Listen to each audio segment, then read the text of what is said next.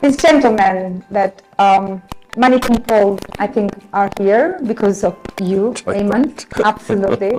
It's interesting you start with a rival news organisation than the one I'm currently with, but I spent 15 years at Sky News, and I don't think anybody would have a clue I was ever there. But it was, I just noticed then as a reporter how often you shout.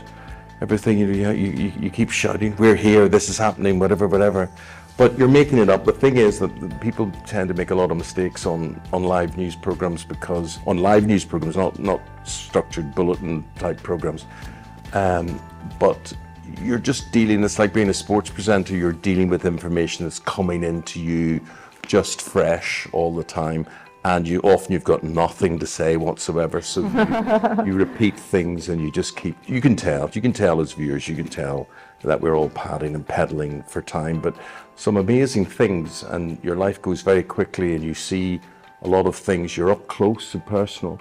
And news today, honestly, it has changed. Just in I've been in this business now 43 years, but news has changed so much. I started out in Belfast and. At Ulster Television, and there was a war going on, and I was very, very young when I was thrown in to anchor news programs at Ulster Television. I was 21 years of age, and but there was a way of doing things, and now it's not about giving people the news, it's giving people, include all of you in this, the news that you want. People say news is not impartial. News is impartial. It doesn't become impartial. It's not impartial when you then watch it and you say, but I don't agree with that. I don't agree with that. They reported on the Israelis there. That was very pro-Israeli. We don't like that. It was very pro-Palestinian. We don't like that. By and large, news presenters haven't got an axe to grind. They're just giving you the facts. You can make up your mind from it. But it's a very hostile world out there. People, it's about angry programs, LBC, that sort of thing, where people shout at each other, and GB News is no different from where I'm at. I just play it straight, 4 hours in the morning, and we Isabel Webster and I together, we play it straight the way we've always done. But it's changed, and how long news in its present form will be there, I don't know. I think you're in times of great change. But I would say this to you, be careful what you wish for. If you say, I don't like this news, I don't like the BBC, because I tell you what, when it's gone, you will miss it, you will miss it. Wow, that's a powerful message. Thank you so much. And the reason why we had many amazing clips from you, but the reason we chose that one was like, you are in action. You're all the time like spontaneous and in action. And in 30 seconds, I thought at least the audience, because we have some international audience as well. Oh, right. And in other words, people who haven't got a clue who I am then. Yeah, there are a few people. So raise your hand if you are not from this country and it's first time you're hearing from Eamonn. Yes, we have quite a few, because we are an international organization. They traveled from US and from Europe just to see me. Yes, just to see you. Okay. Let me tell you a story about the US. Let me tell you, are you American? Yes. Oh my from God. Dallas. Listen, right, so once I was asked by Fox TV, right, and they're in Burbank, Los Angeles, right, and they said, we want the Irish guy who does the lottery in the evening, that was me, to come over and present a game show. Well, I went into this place and it was an aircraft hangar. I swear to God, it was an aircraft hangar, full, the audience full. And I'm thinking, how do you get an audience? How do you get an audience to fill this? And do you know how you get an audience in America? You pay them, right? So you pay them $200 each, right? So they sit there, and that's why they whoop and squeal and they'll do anything you ask them to do. So they get their $200, and with my name, nobody understood my name. Irish name, nobody could spell it. It's an Arabic name as well. Amen. There's a lot of Arabs called Amen. And so anyway, the warm-up man, he was genius. He thought, how do I get these people to connect with Eamonn? And he came up. Did you ever hear this? And if you have, sing along as well. But he would go out in the audience and he would say, Amen. Amen.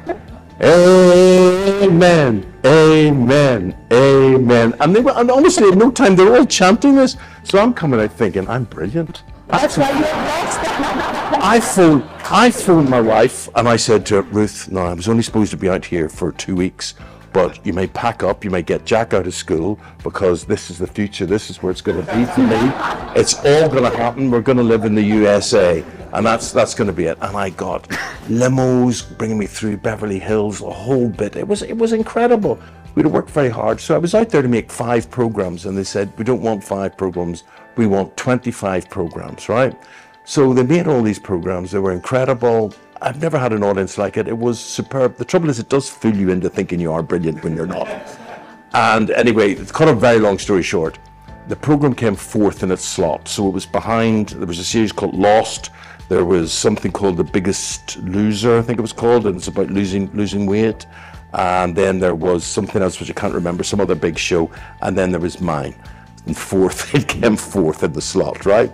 So basically, they played 1 episode of The Rich List, I think it was called, and then they dropped it. That was it. And in America, failure is like it's like having COVID or something, you know. People do not want to be anywhere near you. And I remember writing these emails to everybody, thanking them for the experience and whatever. And no one replied to me except the wardrobe mistress. I'm glad you find that funny. The wardrobe mistress who was dressing me, and she was the only person. But honestly, it was like having a contagious disease. No one wanted to be part of you. So that was it. I would never been back to America since. Oh no, okay. Okay. Oh, what's your business? We're in metabolism, health, wellness. Oh, I'm big into health. I'm big into health. They're coming to speak on stage. Oh, good. Excellent. Yes. Excellent. Should we go with the flow, or have some questions for you? I think what she's saying is, which is most amazing. co-presenters that work with me say, why don't you stick to the script? You see, the reason I don't stick to the script, the reason I don't stick to the script is, if you stick to the script, anybody can replace you. Absolutely anybody can replace you. You are irreplaceable, absolutely. But that's because I don't stick, if it is true, I don't stick to the script. That's why I do all the technical things required of me, but I would be a disruptor. You know, I would say, no, that's not good, this is better. I've just thought of something that's better than this. And you keep the audience on edge. And the thing about live TV, and a lot of people don't understand this in our business, when you go to a pre-recorded item, a VT, you say, this report now from Mirela, the chances are 50% of the audience switch or turn off because they know nothing's going to go wrong in the next 4 minutes while that report is on. 4 minutes. But when it's live, anything can happen. Absolutely anything can happen. And that keeps people on the edge of their seat, and it gives them a reason to watch. Well, thank you. To be honest, my team knows I never have a script. I prepared a script because I really wanted to be prepared for your interview. But you want to start with a baby picture of me, don't you? Yes, I would love to. So how about I ask you this question? That is me. Yes. That is me. 8 pounds 8 ounces, and I'm trying to get back to my original weight. Ever since. Yeah. So if I ask you, how would you define yourself? What would be the answer? Well, I'm a maverick. I get bored quite easily. I think, like, in terms of television, it should be very something. It should be very interesting. It should be very entertaining. It should be very controversial. But it just can't be very ordinary. And I think the trouble about most TV nowadays is it's very ordinary, very predictable, and if I can use this word, very woke, which means that everybody, it's worse TV as a result, because nobody wants to make a mistake. Nobody wants to say anything wrong. No one wants to joke anymore. So there's less humor in television now, because you don't want to say something that's going to offend a woman, an ethnic minority, someone's sexual orientation, you know, whatever it happens to be. And the whole idea is very few people want to set out and do that anyway. And a lot of people, you know, there's a lot about wokery that is good and positive, and we all want to learn from it, but it makes TV a more boring. The numbers of TV, people watching television, you're not doing it anymore. I don't know how many of you, I would say here, do you actually sit down and watch a channel of an evening. Very few people do. You might watch iPlayer and you might watch Netflix and you might watch things, but you do it on your terms. The days of when we used to sit, say like, you know, Christmas Day or Christmas Eve, and you would sit and you would watch Morecambe and Wise, and then you'd watch the movie, and then you would watch some carol concert or whatever it happened to be. Those are all gone. If you want to watch the carol concert, you'll go to your phone and watch it, or you'll call it up later. So our traditional way of watching TV is over. It's dying, and I don't know what that means for the future, but it's going to be different. Well, I think you already have made a history in TV, so no matter if people watch or not, you are going to always stay in our memories. And since we are launching the Global Men Club today, I wanted to ask you about your dad. My dad. How did he influence? Well, that's my mum and my dad, and I do have to say, next week is my mum's anniversary of her death. She died a year ago, and she was 96 years of age. But she was bereft. My dad died at 63 years of age, which is my age now, which makes me, from that health and metabolism point of view, it makes me a bit edgy about that. But he died suddenly, and I think I grieve him every day. And my mother became a professional widow, really, when he died. She just had nothing to live for. And she just, you know, it was strange to deal with her. That's not my dad, that's a man called Eamonn Holmes. Do you want me to do this, Mirela? Well, maybe that'll be better. Yes, that'll be. No, can I go backwards? That's the question. Is that back to my mum? Right, right, that's mum, right. Is that still there, right? Yeah, it's still there. Right. This didn't work well, did it? Right, you get it back to my mum and dad. My dad was a great joker. He was a carpet fitter. And, you know, I've got a brother who's a carpet fitter. I have two brothers who are carpet fitters, a lie. Two brothers are carpet fitters. And another brother is a postman, and another brother who is a managing director of his own company. And it's quite strange, and I'll talk about how education plays a part in what you do, I suppose.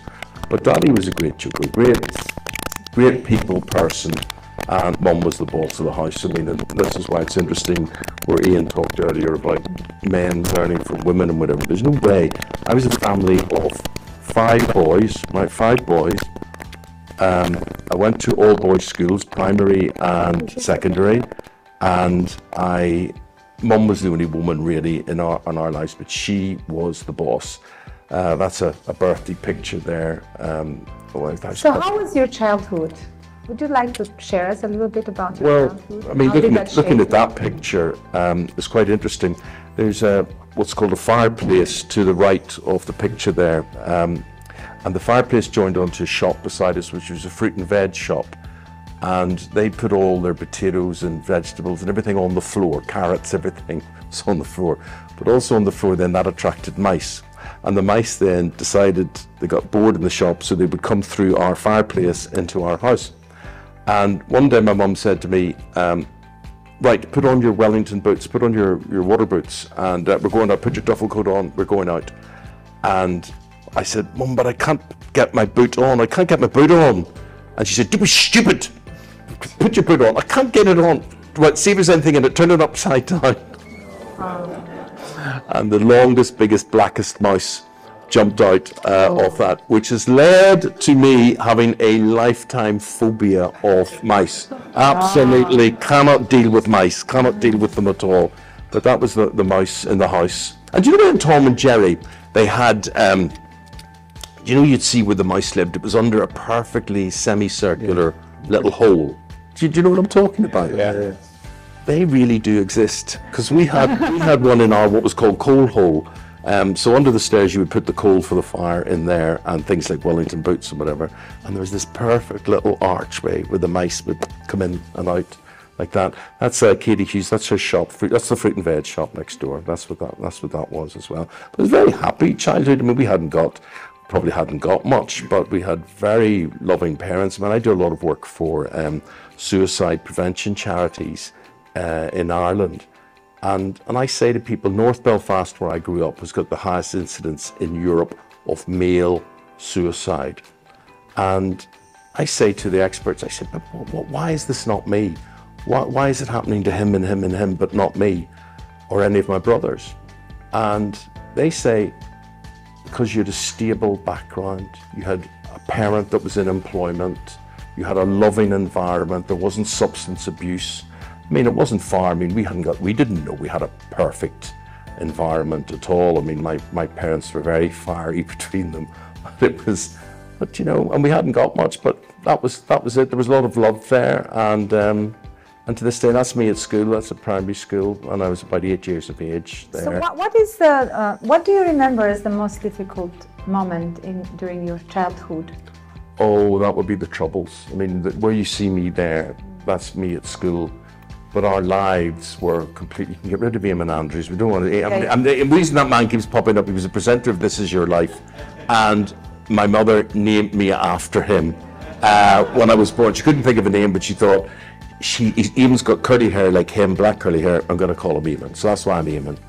You've never met anybody else called Eamonn, have you? There's no, well, there are Eamons, with 2 N's as well.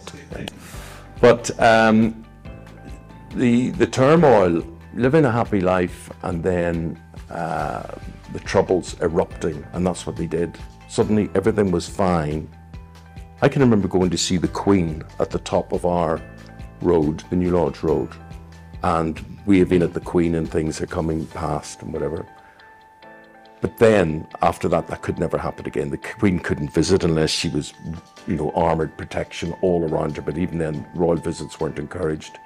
But it was really bad, really, really bad. And we show some pictures there. I can show where I grew up, the New Lodge Road, if you want to flick through those. And This Is Your Life, the programme I should have done. No, keep going, keep going. Right. Now, I wanted to... Well, let's talk about the Troubles. So let's start with Troubles. Flick on and we'll get to the... Okay. Mirela, I'm so glad you're so skilled in this. This is wonderful. I'm not sure about it, but yeah, let's move on. Yeah, no, keep going. No, keep going. Keep going. Keep going. Keep going. Keep going. Keep going. Keep going. Keep going. Keep going. Keep going. Keep going. Keep going. Keep going. We have moved the Troubles. We don't bring the Troubles here. I have moved the Troubles, unless you want. What, like they didn't happen? If only they hadn't have happened. I cut the Troubles. I didn't want the Troubles here. That's so typical of a national audience where they the Troubles don't exist. And this is why in news I am so passionate about regional news and conflict around the world, because people don't understand your conflict in Ukraine. They don't understand what's going on in Gaza. I don't care what anybody says. You may have certain people who are fanatical about it and interested about it, but the thing is, Northern Ireland was part of the United Kingdom. It could have been Yorkshire, it could have been Lancashire, it could have been Scotland, Wales, whatever. But it was in Northern Ireland, and the truth is, London and England in general didn't care. And that, therefore, if they didn't understand Northern Ireland, and Ruth always says, why does everything in Northern Ireland have an initial? Why is it the UDR, the UDA, the IRA, the SDLP, the DUP? I swear to God, I could talk to you forever, and everything is initialized. And people in Northern Ireland are so politically aware and active about politics to a level that people in England don't even come close. And I'm not sitting espousing and saying that's a good thing. I'm saying that's part of all our problems, and fanaticism around the world is just a huge problem. I often wake up in the morning and you know, I do the news. I do the news every day. Depressing. But I actually look and I think, who cares? The answer is, not very many people care, but it makes people angry and it makes them want to get up at 6 in the morning and complain about something. So there's almost like no such thing as good news. Good news isn't good for ratings. Bad news gets people angry, and then they watch TV and then they shout and they complain. And it's very, very sad. If we just could understand each other more. But the Troubles had a terrible impact on my life and things to do. I'll tell you a funny story. This is a funny story. I've had many bad things happen to me, like guns held in my head and all sorts of things. But I'm going to tell you a funny story. So I'm coming down, I'm going to school one morning. School starts at 9:10. There's 2 bells. One is 9:05 and the other is 9:10. And I went to this very well, it was public school, but it wasn't private education, but it was the equivalent of private education. It was the state system. The education system in Northern Ireland is superbly good. It's amazing, and it's a grammar school system, and you have to pass a test at 11 plus. And what I was saying about my brothers earlier is basically, if you pass the 11 plus, you're almost guaranteed one sort of lifestyle, professional people like yourselves. And if you fail it, you're a blue collar worker. So you're a plumber, you're a television engineer, you're a motor mechanic, whatever it happens to be. Now we need these people. These people and apprenticeships are very, very important. But I passed, and my brother Leonard passed, and we do white collar jobs. My other three brothers didn't pass, so their futures were mapped out at the age of 11. And you can say that's right or that's wrong, but that's the way people are divided with that. But so I'm coming to school one morning, and all on time for school, and then this guy gets on at the bus stop, and he says, "Everybody off this bus. We're commandeering this for the provisional IRA. Get off or be burned alive." So I thought, that's a good bit of advice. I think I'll get off, given the choice. So basically, as we're getting off, these other two little scropes come on, and they're no older than 14 or whatever, and they have these bottles of petrol bomb. Do you know how to make a petrol bomb? That's all right, I'll teach you. I'll tell you. You do your petrol bomb, put the petrol in first, right? And then you put some sugar in it, and then you dip the rag in more petrol, and you pour more sugar on the top of the rag. And the reason is that as soon as the bomb hits a wall or something, or a Molotov cocktail, you can call it, it sticks. It sticks, and therefore it's more effective, right? So just if you're ever in Los Angeles, you're looking to go to a riot, it's very, very good. So basically, so they get on and set everybody off. So anyway, I run to school, and I get there and the bell goes from class. Now, the trouble is, standing at the top of the driveway, I was taught by priests. So standing at the top of the driveway is the headmaster, the president of the college, the very Reverend Patrick Walsh, who wasn't just a reverend, he was a very reverend, and he then went on to be the Bishop of Down and Connor, and he's standing reading his morning prayers. He's reading his morning prayers, and I get up to him and I go, everybody was frightened him. He looked like Count Dracula. He was in robes and everything like that. And I'm saying, Father, forgive me for being late. Please forgive me for being late. I said, but it was terrible. We were on the bus and this gunman got on, and then two more other gunmen got on, and they had petrol bombs, and this massive explosion. I said, Father, that was the bus I was on. That's it there. It's on fire, and all that black smoke and that just exploding like that. That's everything we went through there. I said, but don't worry, Father. I'm okay. Everything's all right. And he went, detention. My point being, if this happened today, I would have had a counsellor assigned to me for 2 years. I would have had a nurse. I would have been given time off school for mental health and whatever. But in those days, the remedy was detention. I was 14 years of age, and that was it. Sorry.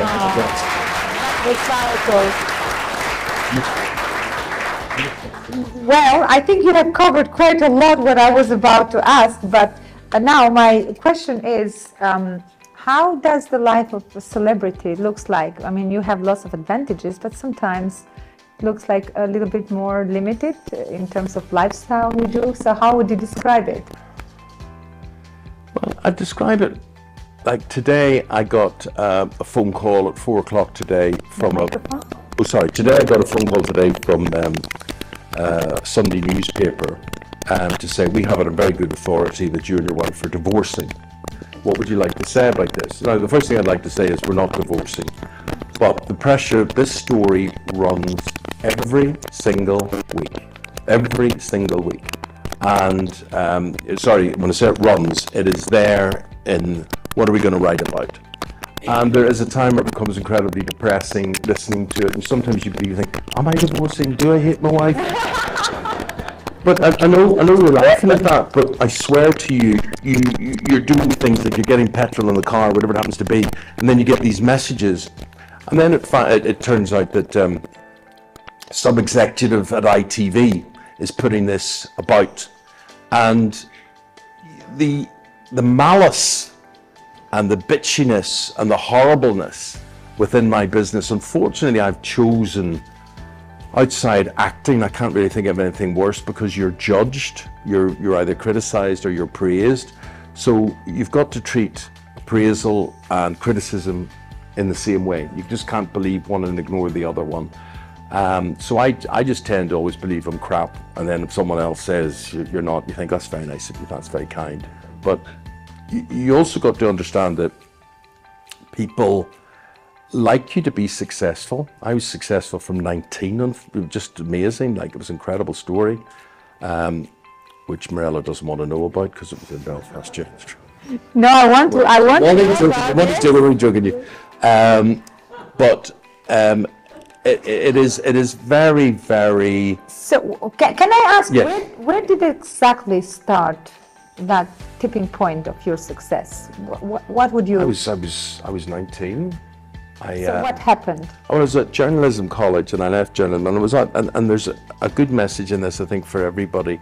If you don't tell people what you want, if you don't actually signpost and say, I want to seal that deal, I want to buy that car, or this house ever comes available, I want to buy it, or whatever. If you don't actually tell people what is on your mind, they're not telepathic, they're not, they can't guess for you. Can create assumptions. Yeah. So when I was at journalism college, they would go around the class and they would say, who do you want to write for? I want to write for the Irish Times. I want to write for the Guardian. I want to write for the Ballymena Guardian. I want to write for the Belfast Telegraph. I want to write whatever it was. And it came to me in the class, and they'd say, who do you want to write for, Holmes? And I'd say, I don't want to write for anybody. I said, I want to be a broadcast journalist. That's what I want to do. And I wanted to be that because of the Troubles, because I wanted to explain to people why this is happening. It's like everybody who lives in Gaza doesn't support, everybody who's a Palestinian, they don't support Hamas. But a lot will, but a lot won't. So you can't sort of judge everybody or tar everyone with the same brush. And not everybody who lives in Israel will condone what the Israeli state is doing there as well. But so I wanted to have this mission to explain the Troubles, and because we would be very media aware, there would be news crews all around the streets that we grew up in and whatever. But so one day, a year later, I got a job at the Ulster Building Report, the most boring publication on the planet it was. And it wasn't just about buildings. It was just simply about a list of, there will be a hospital built in Craigavon, and they need 17 miles of copper cabling, or they need 22,000 breeze blocks, or whatever it happened to be. And you just simply had to list all this stuff, you know. So my journalism lecturer phoned me one day, and she said to me, Holmes, you always wanted to be on TV, didn't you? I said, well, not exactly, Mr. Patrick. I want to be a broadcast journalist. And she said, right, Ulster Television are auditioning for farming reporters. She said, so if I was you, I'd get your backside over there and do an audition. And I said, but Mrs. Fitzpatrick, I don't know anything about farming. And she said, rule one of journalism, Eamonn, find out. And she put the phone down. And those are wise words, because whether it's politics, whether it's about soap operas, whether it's sport, whatever it is, you've got to find out. So every day I've got to do homework. I've got to do homework. And it's a great thing because it keeps your mind alive, it keeps you active, it keeps you relevant and everything. So I went and I amazingly, against more seasoned opposition, got the job, and I became a farming reporter. Well, be careful what you wish. And then you became a big celebrity for GMTV. So was that luck, or was it hard work, or? Well, that's a very interesting question, Mirela. I am a great believer in luck. But if someone puts the ball at your feet and you're in front of the goal, you've got to be able to put the ball in the back of the net. So you've got to have a certain amount of skill and a certain amount of dedication. I do believe in that Gary Player saying, the harder you work, the luckier you get. I do genuinely believe that, and you can't sit and just expect things to happen. Sometimes they do, you know. I'll tell you funny, when I joined Ulster Television, this is a true story. I'm mathematically dyslexic. I'm, you know, no chance. and that's why I wanted to be a journalist and I would write about it. But I came and I joined Ulster Television, and the editor in those days, it was like something from a movie. He had this massive cigar, and he was sitting here puffing this cigar, and he would say, right, I'm going to give you this job, young Holmes. And I said, right, okay. I said, how much are you paying? And he shouted out to his secretary, he said, what's the NUJ rate, the National Union of Journalists rate? And she said, £44, 44 pence. And he said, right, that's what you're on the NUJ rate. So I went, this is 1980, October 1980. So there you are, always it's the same month. It's not November, but anyway. So I went 44 and 44 is 88, 160 by 10, 1600 by, it's about 2,000 quid a year, but I'm on 3,200 at the minute. So I thought, that's not much of a deal. I said, I'm sorry, that's not much of a deal. I said, I've just bought a car at 550 quid, I've just got engaged. I said, so I'm not sure about this. And he said, right, hold on, you like sport, don't you? I said, yes. Phones the sports editor, he says, I've got a guy here, can you use him at the weekend? He said, yeah, absolutely, boom, boom, boom, puts the phone down. And he says to me, right, you can work Saturday and Sunday as well. So that's 7 days a week, right? So I go, and I said, I said, how much is that for? And he said, same rate, same rate, right? So I go, does he think I'm fucking stupid? I said, I may be 19, but you know, so I'm thinking, so the idea in TV, which they do have this sort of situation where they expect everybody's going to queue up and take a job for free, and they're not going to work, and I don't believe that. I believe in a fair day's pay for fair day's work, always have done, and so I said, no, I'm sorry, it's just not enough. And he said to me, in all my years in this job as an executive editor, I've never had anybody turn me down for a job, sit in that seat and turn me down for a job at Ulster Television, let alone a little whippersnapper like you. So he basically said, fuck off. That was it. So I went out and his secretary walked me to the front door and she said to me, what happened? They loved you. What happened? Why did it all go wrong? I said, why did it all go wrong? I said, £44, 44 pence a week. I said, I may be 19, but I'm not stupid. And she said to me, that's not a week, that's a day. So I have just gone from being offered about 12 grand a year, right? And I'm going, oh my God. I had to run down to the post office in the days before mobile phones. And I phoned him from the post office. He was having his lunch, and he took the call. Silence. I could hear him chewing, and I sort of said, Mrs. Pratt, I really misunderstood that you're really whatever, and begged down to my knees, basically. Silence. And he just said to me, you start on Monday or you don't start at all. And the phone went down. So that was a sliding doors moment. That was, because of my stupidity. I mean, my father would have earned, I don't know, 3 or 4 grand a year, I don't know. But I mean, to suddenly go and be offered 12k plus expenses at 19 it was incredible. It was incredible. And that was the thing about television, because money then just followed money. It was just money. As long as you stay employed in TV, you will earn a lot of money, except nowadays. Nowadays, it has changed in the last 7 years or so from a high wage economy to a low wage economy. But it's, yeah. Well, as we say, everything happens for a reason. There are no accidents in life, because everything has a cause and effect. Somehow, internally, you have been calling it, and you have been attracting something amazing. Your success, your career, your amazing life. It has been as a result of your magnet. Because you're a magnet to success, a magnet to positivity. Do you believe that? I do. I do believe that. Oh, it's good. Yes. So I could. See, I'm a cynical sort of person, so I do think that I do know this, that with my spinal injury, that professionals, they sit and they say to me, you've got to think positively. And I think, oh, whatever. And I've actually seen it. I swear to God, it's worked with me and whatever. That if you were to ask me to get off this seat now, I couldn't do it.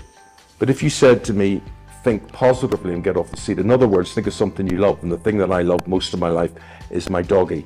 And when I think of my dog, I I think, oh, and I can stand up. Matter of fact, I'm going to do it right now. Let's do it now. Yeah. I have a formula. Eamonn, can we do an experiment if you allow me out of the script? Are you medically qualified? I'm a psychologist. Okay, Yes. right. Can you give me your hand? Just your hand. Yes. Okay. Yeah. If you don't mind, don't take it personal, but I'm going to ask you to repeat some words. Okay. I can't walk.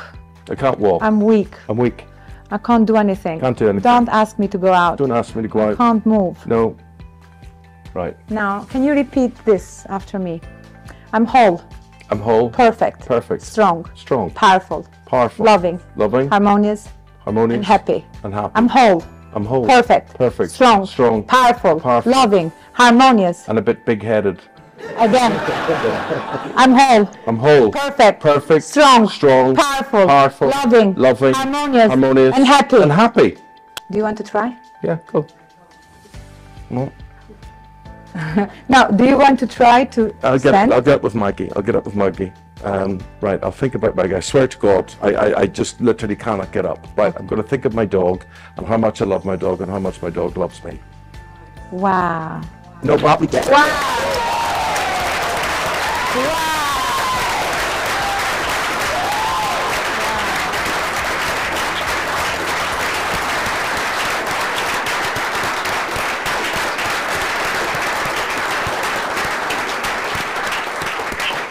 Wow. But I swear, what Mirela was demonstrating there, I don't know why that didn't overly work there for me, but it does. That is true. I found that out, and it is an amazing thing of positivity. Yeah. Well, thank you so much. What you have just shared with us is so powerful. I could speak with you until morning, and you have promised me that you are going to come back. I have told the whole community on the 13th of December, save the date, unless, your diary changed. But we are going to invite Eamonn back for a longer interview where you can ask questions as well. But before we let you go, because we are really late with the schedule. Not my fault. No. So that as if you're blaming me. I'm working with my partner. Yeah. And he's just starting Who is your partner? Where is he? Oh. And I want That's what you meant about personal relationships and getting friendly with people and whatever. Right. I want you to work with your partner, with your wife. Yes. And advice, please. Who works with the partners or the husband or wife here? So can you give us an advice? Because you have been icons of GMTV both together. I haven't got any advice on that front because it never worked. It never was. The lovely thing is Ruth and I have done so many really good programs together, but here is Ruth's problem. Ruth's problem is she cannot separate professional life from private life. So Ruth is the boss at home, so Ruth expects to be the boss on everything at work as well. And Ruth, I admire Ruth so well. She's such a fantastic pro. I was looking at some stuff at her on YouTube today about her when she first came on the BBC and whatever. And she's marvelous. I mean, I look at her and I'm so. I love her. I look at her and she's amazing, but she's a bitch. And the thing is. My advice would be, you see, my father used to take us out in that carpet van, which we never did see, but my father would bring us out and he would, and then two of my brothers worked with him.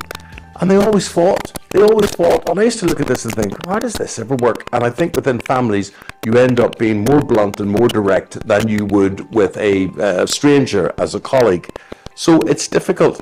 But I think my wife and I get on best being not working together. I think so. My attitude, I don't know how to take that now. I think find your partner at work. Have the romance, all the things that you're doing, all the dirty things you're doing. But I would say stay apart. Do you two work together then? We're just starting to work. Our keep him to work with global men, and we'll separate the global women. So women in one room and men in the other room. So not bringing them Depends together. what someone's nature is. I mean, Because at the end of the day, I feel like all women are the same. We want to be bosses. We want to stand in our power. We are empowering women. We have been empowering women for decades now. Yeah. That's why we're launching the Global Men Club, because I think we're empowering women a bit too much. do you? I think so. Only a woman. We want men to be powerful. Yeah. I agree with you. I never look at a man and say, he's a man, she's a woman, whatever. That's a whole other subject, isn't it? No, that's not. But what I'm trying to say there is people's ability. I've never, a matter of fact, all the people I've had in my life who've meant most to me have been strong women, from school teachers through to bosses at work. I get on very well with women, so I would never have a problem of differentiating. But I agree with you, and I agreed with what Ian said at the start. It's about not seeing the differences, it's about seeing the things that we have together. And you don't have to be enemies in this. You just don't have to be enemies unless you work with Ruth. But, besides that. Well, Eamonn, you are such a joy. Well, thank you very much, Mirela. Absolute pleasure to have you here in the Sorry for boring you all. I'm sorry that goes on. It has been absolute. I thought the slideshow was brilliant. It was really good. Thank you so much. Thank you. Just to clarify, I didn't want you to look at the slides. Okay. I wanted just to have a conversation and illustrate with some pictures while we're having a conversation. Oh. So I think the guys who maybe haven't heard about you, the Americans and other countries, they just had a little bit of imagination. How it looks. No, it's this. But how about, because we are all over the world, Yes. if we get you a private jet, would you come to America again? Let me tell you something. Ruth and I did a show called How the Other Half Lives, right? And it was about not millionaires, it was about billionaires. And as soon as did you come here in a private jet today? No. No. But once you taste, however bad it is for the environment and whatever, I'm just saying I've had the privilege to be on a private jet many, many times. It is so difficult to go to standard airlines. It's the most wonderful experience. But who hasn't been on a private jet? Who hasn't been on a private jet?